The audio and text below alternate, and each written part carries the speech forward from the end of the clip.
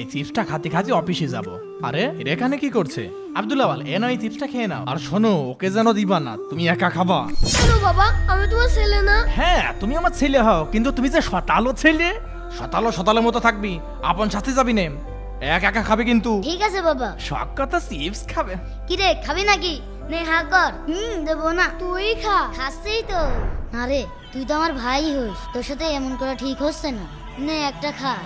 আমি খাবো। চিপ খাতি আর আরে আমার কাছেও 20 টাকা আছে, আমি মজা কিনে আনছি। ঠিক আছে, যা যা। আর আজকের মধ্যে আপনার কাজটা ডেলিভার দেবো ইনশাল্লাহ। হ্যাঁ, তাহলে তো খুবই ভালো হয়। সাবধানে সাবধানে। কি রে, মিশন কল করছে কেন? হ্যালো, আব্দুল্লাহ খুব অসুস্থ হয়ে পড়েছে। কি? আমি এখনই আসছি। আরে ভাই, আমার 10 লাখ টাকার প্রজেক্ট। আরে ভাই রাখেন তো। বাবা, আব্দুল্লাহ বল, আমার ছেলের কি হয়েছে? বাবা কি হয়েছে তোর? কি হয়েছে বলিস না কেন? বাবা তখন। হে হে, এটা কি নিয়ে এসেছি? হ্যাঁ, তুই খা।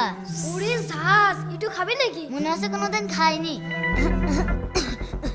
আরে কি হলো তোর? এই না, আসি খা। দে। Mission mission.